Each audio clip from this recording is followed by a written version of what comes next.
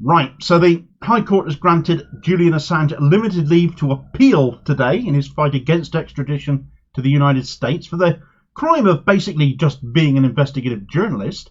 It would, of course, set a seriously dangerous precedent as far as holding power to account and the freedom of the press, not to mention freedom of expression and free speech and our right to know what our governments are doing in our best interests, as they allegedly put it, if Assange gets extradited on the ridiculous claims that the US have made against him. Extradition, given Assange's health, would almost certainly end up being a death sentence to him. If something or someone else doesn't kill him first, that is, as details of a CIA plot emerged and have been ignored in this most recent court case. However, there is a big but in all of this extradition business. 2 High Court judges have granted Assange leave to appeal on 3 of the 9 grounds for appeal that he's brought, so hope, although still slim, remains, and this extradition could yet still be stopped. However, nothing has gone straightforwardly so far, so we shouldn't think it's going to start now. So we've been hearing from the High Court in London. They have been deciding whether Julian Assange can appeal his extradition from Britain to the United States. Let's go straight to Jonah Hull to hear more about the outcome for the founder of WikiLeaks. What have we heard from the High Court, Jonah? Well, this is an absolutely pivotal moment, of course, for Julian Assange, for his legal team, of course, for his family as well. We expect to hear from his wife, Stella, speaking behind me in just the next few moments, responding to this decision by 2 senior judges of the High Court here in London, essentially that Julian Assange can appeal. It was a decision handed down remotely after 2 days of hearing. He can appeal against a UK decision in 2022 that would have allowed his extradition to the United States to face espionage charges there that his lawyers say could net him a total of 175 years. Right, so that was a clip of Al Jazeera's coverage outlining the ruling this morning that has been handed down, giving Julian Assange rights to appeal on 3 of the 9 grounds that he'd brought, and the judgment summation outlines this quite clearly. But, and there's a very big but here, the US may be able to avert that appeal still. The Divisional Court considers that Mr. Assange has a real prospect of success on 3 of the grounds for appeal, grounds 4, 5 and 9. It has given the government of the United States of America and the Secretary of State an opportunity to offer assurances that would address those grounds for appeal. Unless satisfactory assurances are provided, the court will grant leave to appeal on those grounds for appeal. The court refuses leave to appeal on the other 6 grounds which do not have any merit. Mr. Assange will not therefore be extradited immediately.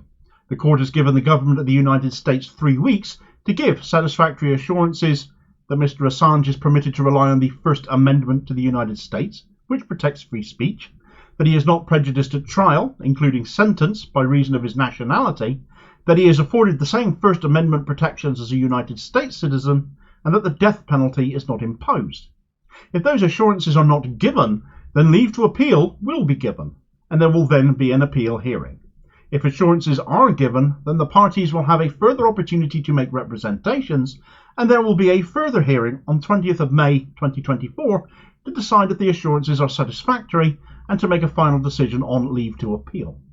So basically the United States have 3 weeks to provide satisfactory assurances that Assange will have First Amendment rights protecting his free speech taken into account. But he cannot be discriminated against by virtue of him being Australian and not American, and that the death penalty is off the table. These were the grounds of appeal 4, 5 and 9 that were accepted by the court as legitimate and having merit. A note of assurance on these grounds, if received, and more importantly accepted in the court's view, within those 3 weeks, could spell very bad news, in which case for Assange. I'd argue that some of these are easier to prove and demonstrate than others.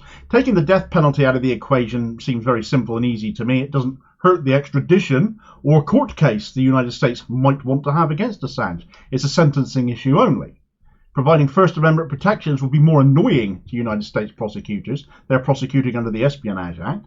Assange is a journalist. If they have to respect his right to free speech, and let's face it, his job is all about that, their job becomes harder. But if the United States really want him, this is something they will probably try and get around. The sticking point will be over his nationality, because the United States have to prove he won't be discriminated against on that basis. And there's a catch to that one. And I'm frankly left wondering how they can do that. It's what gives me the glimmer of hope that his appeal may yet get granted, though the court did kind of roll this in with the First Amendment protection, sort of trying to combine the two on similar grounds and lump them in together, so to speak. So that might mean it's a bit easier for the US to prove in that case. There's a real chance of this still going to appeal, though. But there is a catch in the middle. What goes in Assange's favour on this point, some more though, is that the US have already offered assurances on these grounds, and the court ruled them to be too weak. So the US have tried this already. They've tried to prove and give assurances already. They didn't try hard enough. They need to make a proper, meaningful change here if they're going to get their extradition. So here's hoping, well, American pig-headedness, I suppose, sees them fail to do this. What will also help Assange is that assurances such as those that have been asked for have been requested in a previous case, and the US violated them. In 2009, a Spanish national called David Mendoza Herarte was extradited to the US from Spain on the condition that his sentence be served back in Spain if convicted. Instead, he ended up spending 6 years in the US fighting to be returned to Spain, suing both the US and Spanish governments for breaching the conditions of his extradition and his human rights, and his case is now with the UN. Assange has been given similar assurances to serve any sentence he gets in Australia. But why should anyone trust the US in light of this case with Herarte, a case which Assange's team have brought up in his case? There's another notable aspect of the judgment handed down today as well, and that is that their verdict on the involvement of the Foreign Secretary in the Assange case, saying that the applicant has established an arguable case that the Secretary of State's decision was wrong because extradition is barred by inadequate specialty/death penalty protection. This was actually the doing of two foreign secretaries, both completely inept, neither of them qualified for the job, and both of whom signed extradition requests without first securing exemption from the death penalty and prejudice based on nationality and First Amendment protections, the very things the Assange legal team have demonstrated, giving Assange a shot at an appeal now. This was Sajid Javid in 2019 signing the extradition request, which was later supported in 2022 by Priti Patel, who signed Assange's extradition order. What do you give for a competent government? Just one competent minister right now is able to do something right.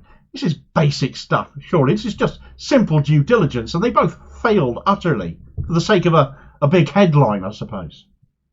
One of the bigger issues with this hearing, and certainly something that's got a lot of people gaping in disbelief, and that may well go some way to explain why the court's decision helps the United States a bit in demonstrating its assurances, was the refusal to admit some new evidence, and some quite pertinent evidence at that, really, because it actually points to a CIA plot to kidnap and assassinate Assange. A clear display of the lack of safety that will almost certainly be assured to him if he is extradited.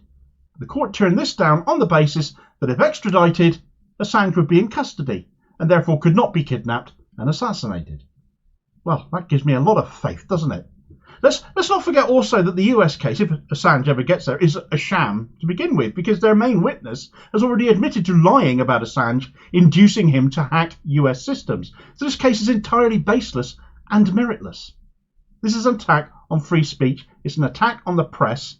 It's an attack on a journalist for being an investigative journalist.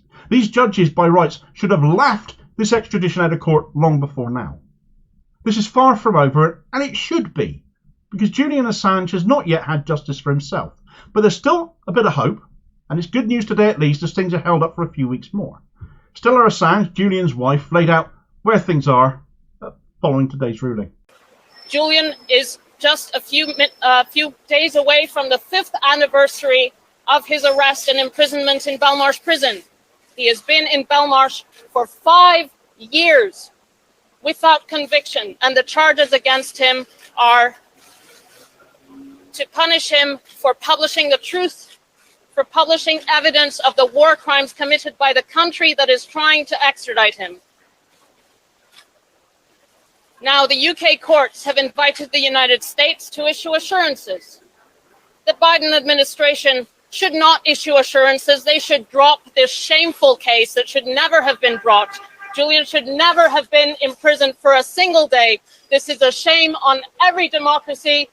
Julian is a political prisoner. He is a publisher, and he is being published for expressing his political opinion, for expressing freedom of the press in its purest form. Free Julian. I ask everyone to rally behind him and call for his freedom, call for the Biden administration to drop the case and support House Resolution 934 before the U.S. Congress to drop this case. Thank you. Solidarity to Julian and Stella and everyone involved in this fight for freedom of speech and political expression, freedom of the press and the integrity of journalism, because ultimately that is what this all comes down to. Here's a video recommendation covering some of the shenanigans that have been pulled in this case thus far already, and I'll hopefully catch you on the next vid. Cheers, folks.